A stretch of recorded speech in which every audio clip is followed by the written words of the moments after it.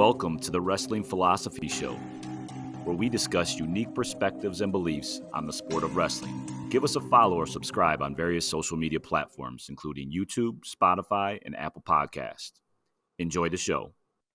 Show 51 with Teague Moore, the wrestling consultant. Teague shares 3 types of student athletes he works with, the timeline for high school students, and the costs involved with choosing the wrong institution. Use code BAHOUR for a free 15 minutes with the wrestling consultant. If you're looking for more wrestling content, search the Barbarian Hour podcast on your favorite podcast channel. Teague Moore, welcome. How you been? Thank you for having me, Jared. It's good to be on. Yeah, good to have you. We had Zeb and I had you on, months back, but we've been talking about getting you on here and talking wrestling consultant for a while here.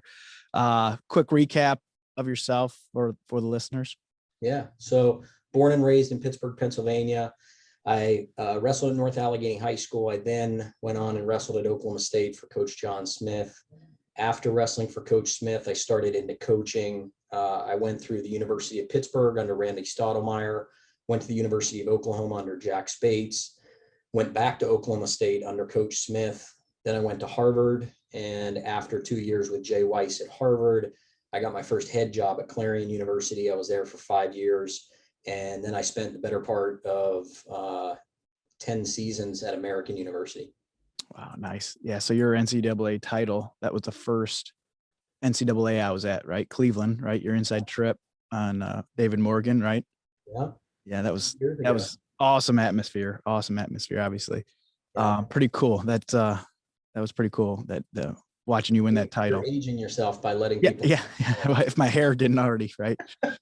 And then we have a little history with while you're at Clarion, right? That was kind of the start of Flow. We got Zeb covering through GoHioCast, covering all the EWL duels, not all, but a duel, and then the EWL tournament. So we go back, what was that, 2008, 2009, I believe? Yeah. It was right at the early days when people started getting live streaming going for wrestling, and we kind of, I guess we would say we went kind of private industry on that. You guys got things kicked off and going, and we got you tied in with the EWL, and the rest is history. Right, now it's archived, right? Yeah. So let's talk wrestling consultant, right? A lot of things going on with college and the recruiting process over the last 12 months, and fill us in what you're doing there. So the wrestling consultant idea came up because this past January, when I finished at American, I see that there's a large void right now, not only in wrestling for college sports, but in college sports in general. You've got thousands of high school athletes, in my instance, wrestlers. Mm-hmm. So they and their parents start to look at where they want to continue on and keep their career going in college. There's not a lot on the educational side or informational side to help those wrestlers and parents through that process. The coaches that do it full time, like I was at the Division I level for 20 years, I know all the rules, the nuances, how to communicate, how not to communicate, right? In application processes, financial aids, do they have scholarships, grants? In my experience, because I went through so many different institutions between private schools and state schools, I learned a lot of that. And let's face facts, if you're a parent and your wrestler's coming through the first time, you don't have an older sibling that's been through that before, the recruiting process can be very daunting. And so I figured I would put myself out there as the wrestling consultant to help consult wrestlers and parents as they go through this process. And it's been really fun. Just in the few short weeks that I've got up and running, I've got, I would say, 3 different levels of wrestlers. I've got those that aren't sure if they want to wrestle in college. And so they're asking me, what type of commitment do I need to wrestle Division I, Division II, or Division III? So I kind of explain what that looks like. What's your life going to look like if you're wrestling Division I versus Division II or Division III? And then I take what they want to do, their goals and their aspirations, and I help weed out the programs that they should really be communicating with, right? And I'll give the example of a kid that wants to wrestle Division III. He doesn't want a 24-hour lifestyle of wrestling, probably wants his summers off, looking for high-level academics, right? So I will help navigate them towards the coaches and the programs that I think fit them best, where they're going to really succeed. And then the other athletes, I've had a few that reached out, and they're looking at the big programs. They're looking at the Penn States, the Oklahoma States, the Iowas, right? Much different athlete than I mentioned the first time. So having wrestled at Oklahoma State and coached at Oklahoma and Oklahoma State, I can really help talk them through what those coaches are going to look like. And every coach has a different philosophy, personality, right? I think we could all agree, any wrestling fan that has seen wrestling, the way that Tom Brands works his program at Iowa looks much different and feels much different for the student athlete compared to what Cale does at Penn State, 100%. which is different than what John does at Oklahoma State, or Coach Smith does at Oklahoma State, which is different than what Tom Ryan does at Ohio State, right? So getting to know that student athlete and the parents and what their goals are and what type of environment do they want to go into. I know all these guys, right? I've been working beside them for 20 years, or wrestling underneath of them, or working underneath of them. So I can really help speed the process for the wrestler and the parent to which program is going to be the best fit for you. And so that's how the wrestling consulting thing came about. And I'm loving what I'm doing. I do it in the evenings and on the weekends and in my spare time. That's awesome. Yeah, I was first generation wrestler. My parents didn't go, or I should say college, I should say. Parents didn't go to college. I didn't know what to look for. I was a perfect example of that. And obviously dating myself, back when it was a lot different, right? But it's the biggest decision these kids are going to make, right? I mean, it's going to change their whole life. And you kind of hit it on the head with, you kind of know what the programs look like, right? What, this program's going to look different. You mentioned in the other podcast, you majored in wrestling at Oklahoma State, right? That was your job, right? What age should these parents be reaching out and, looking to colleges, and, what's the time frame? I think it's a great question, by the way. I think the timeline should kind of look like this. During that freshman year, if they're committed to wrestling and they know they want to go into college, that freshman year should really be like taking in the information. What type of programs are out there? What do they think they may want to do in college academically? Sophomore year and junior year is really when you should get into the nuts and bolts and start talking and communicating with coaches. Those are emails, those are Zoom calls, those are going to campuses. Now that June 15th, people are going to be walking back on campuses. Go and see it, feel it, walk around. And then for those that may be late in the process, late junior year or senior year, they may be trying to figure out and make a late decision. And that's okay if you're in that stage. If you're in a senior year and you haven't made a decision yet, it's not too late, but you definitely should get some advice and talk to people, because you could rush through the decision and end up at the wrong place. Here's the ROI, right? The return on investment. If you rush your decision and you go to a school that you end up not being comfortable at, most transfers, over 90% of transfers, you're going to lose a semester of credits. Okay. If you're at a state school, a semester of credits can be anywhere from $12,000 to $18,000 that you lose when you transfer, right?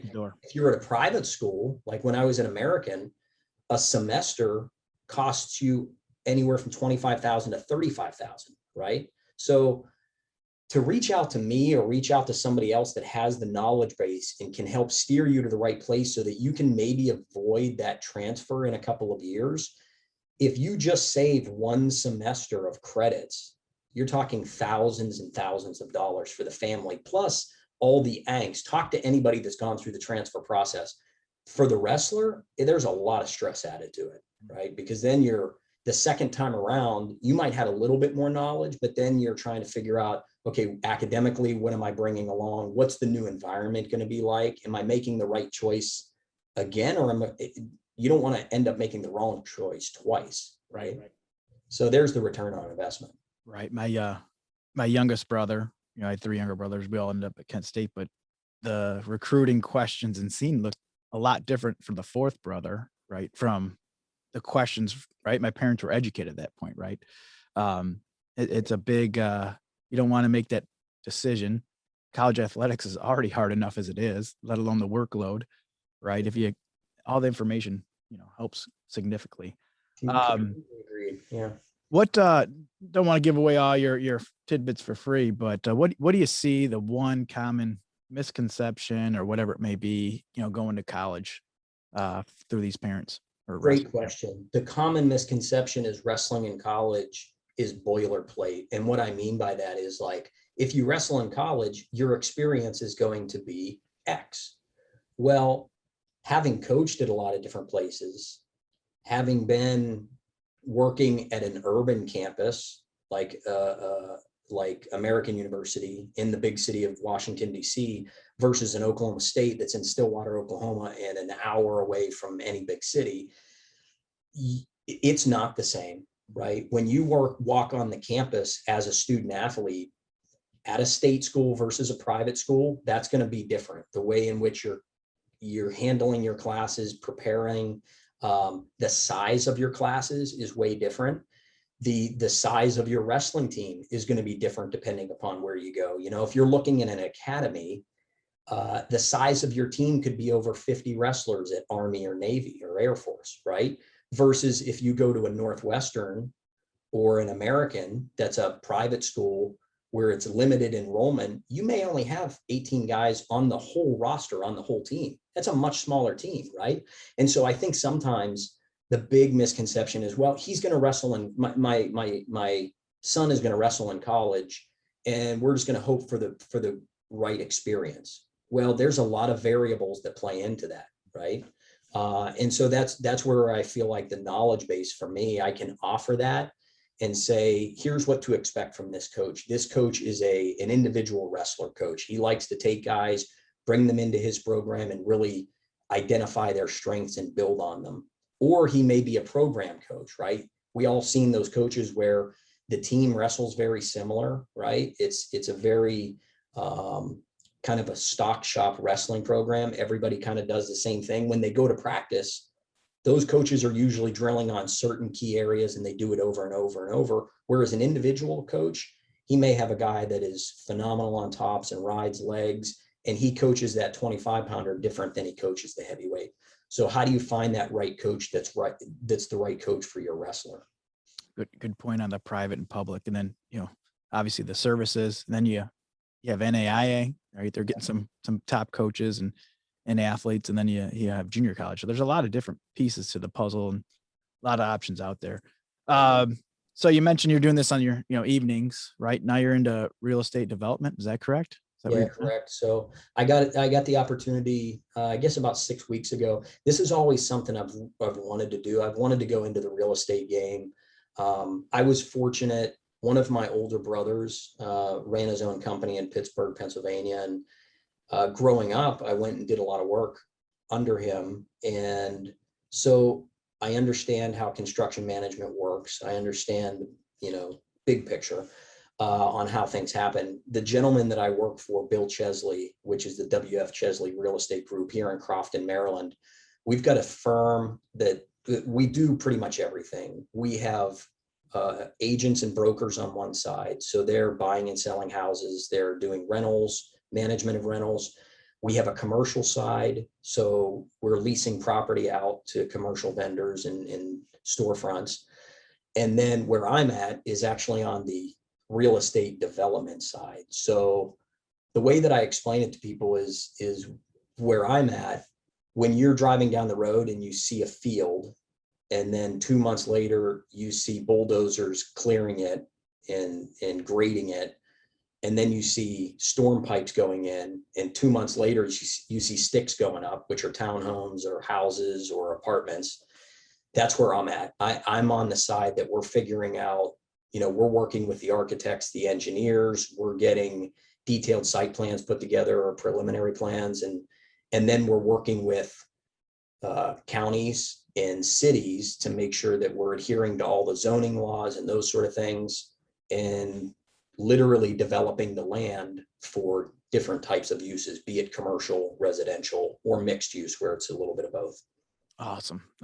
Obviously, like we mentioned, you have a mind of seeing down the road, right? You got in with flow when you're at Clarion, ahead of the curve, right? So it sounds like that's right in your wheelhouse. Shifting back to wrestling, this past year's been crazy. Where do you see, the world of wrestling headed, with, post COVID? I see a lot of changes coming about, and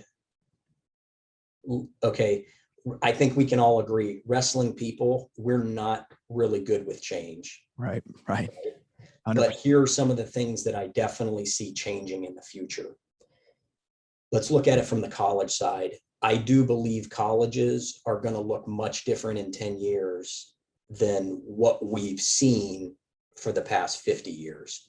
The very conventional, traditional academic semester, the flowing enrollment where you came in as a freshman, you went straight through to finish your senior year, the advent of online classes now being a norm, and what we'll call stop and go education, where you can come in and do a couple of classes and then pull away, come back in 6 months and pick up where you left off.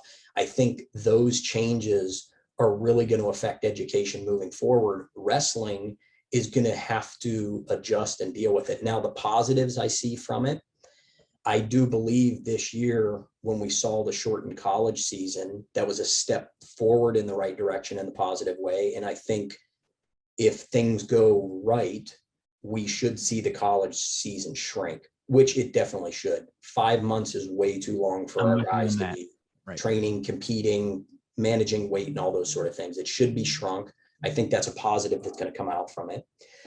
I do believe the way that tournaments are going to run and events are going to look a little bit different than what they've looked in the past. And that's only because the fallout from COVID and what it forced people to do and change. I think you're going to see more limited events. You're going to see more events that live streaming for the fan support is going to be beefed up. So from the audio video side, I think wrestling continues to move with what Flow did, right? And Ohio Casts has done. I think that's a positive change you'll see in wrestling.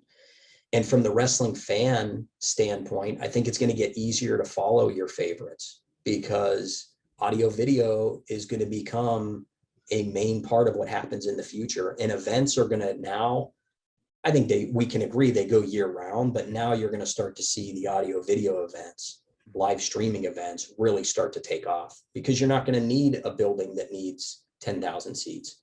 We're going to be able to do events in places that have 1,000 seats, 1,500 seats.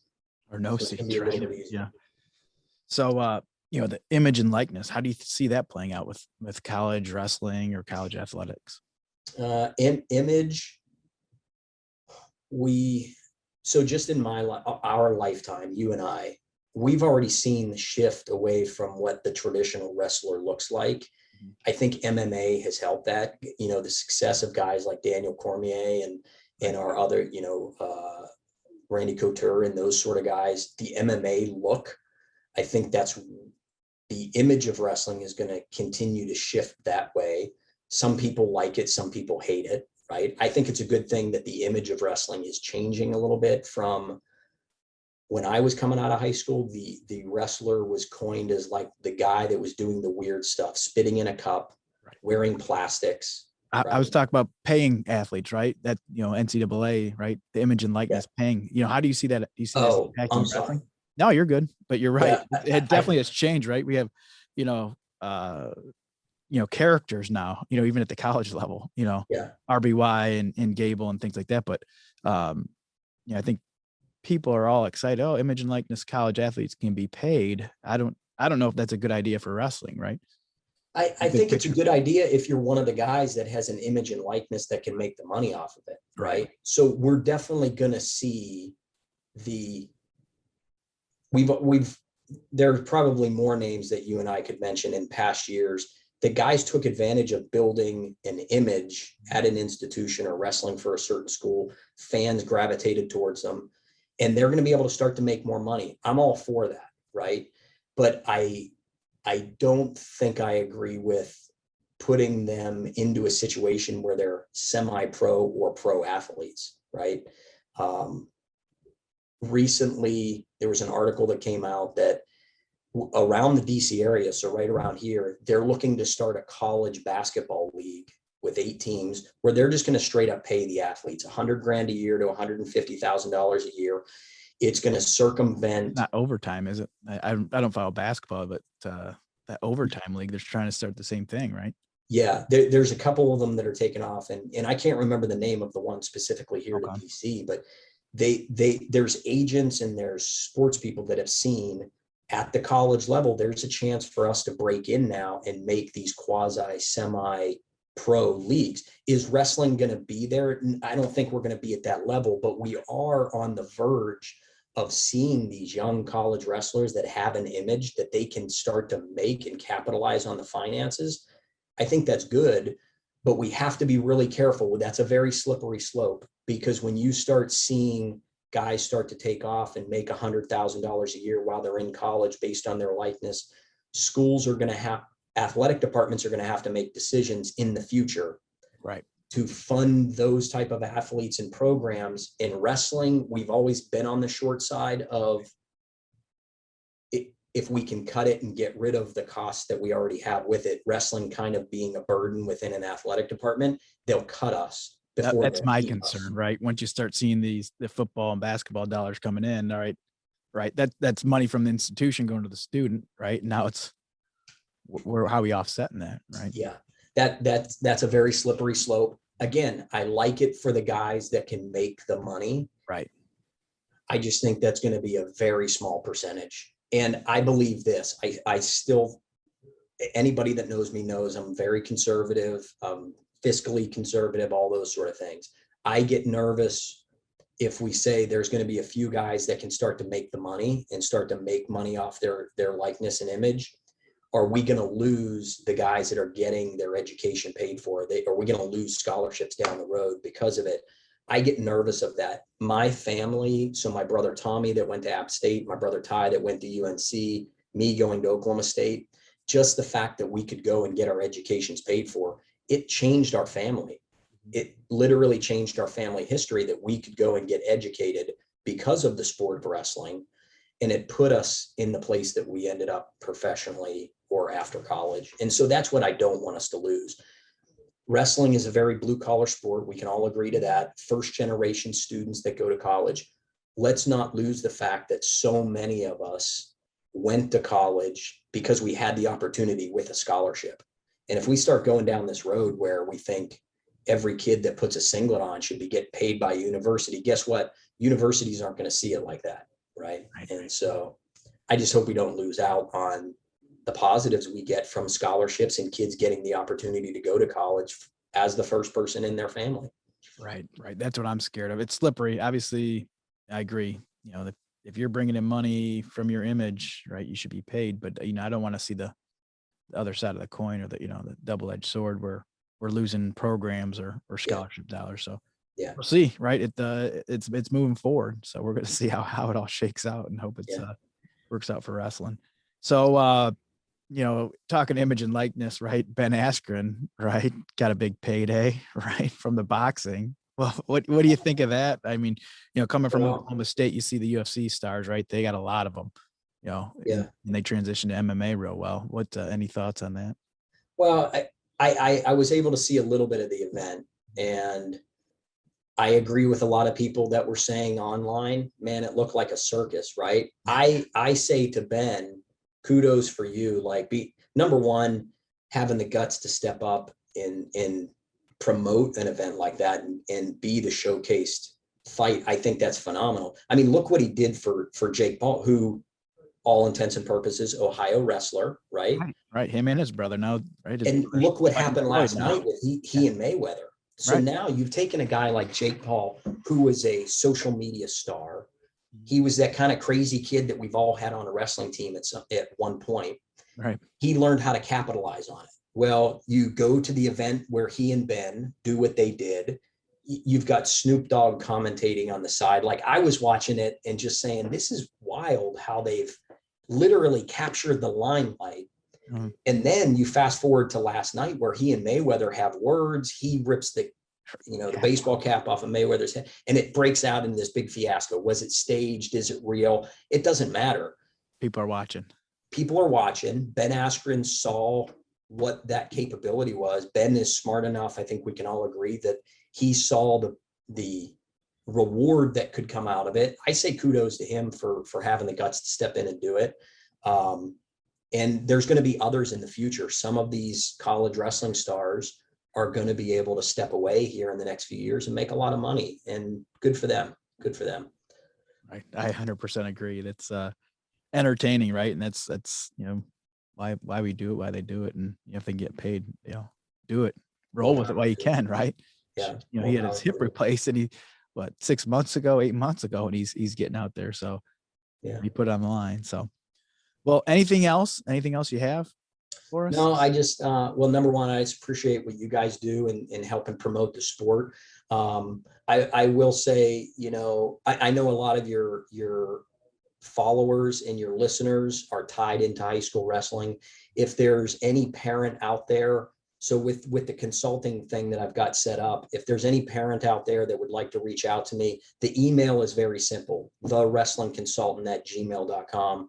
And I'm setting up free 15-minute consultations for anybody that if the parent doesn't know. BA hour, right? BA hour, right? Yeah. And with tied into what you guys are doing. So I'll let you help put in what the code is going to be, but any parent that reach out that uses the code based on your program, that they're going to get a discount. You'll see a discount, but ultimately I just want to be able to give back this knowledge that I've built over 20 years of college wrestling and help get them to the right place. If I can help their wrestler, boy or girl, find the right college program for them to get a great education, a great wrestling experience, I want to offer my knowledge to them. So feel free to reach out and we'll see what I can do for you. And they can check it out on Facebook, right? The Wrestling Consultant. Yeah, that's correct. I have a Facebook page, The Wrestling Consultant.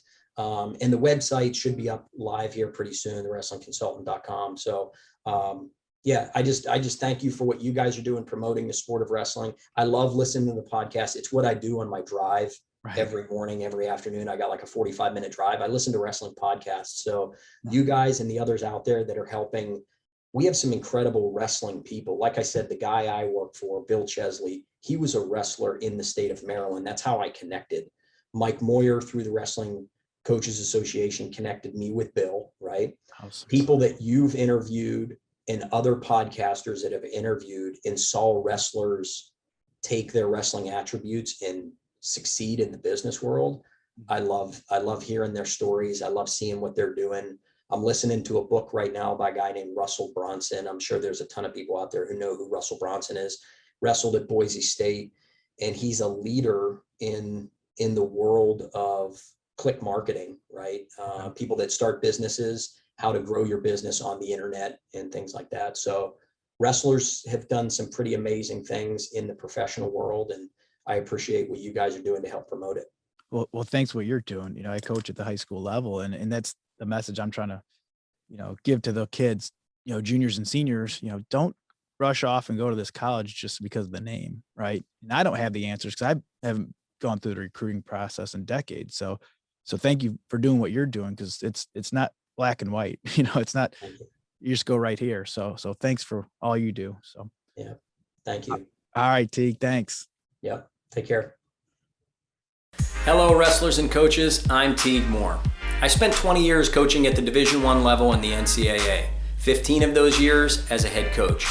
During that time, I helped a lot of wrestlers and parents navigate the recruiting process.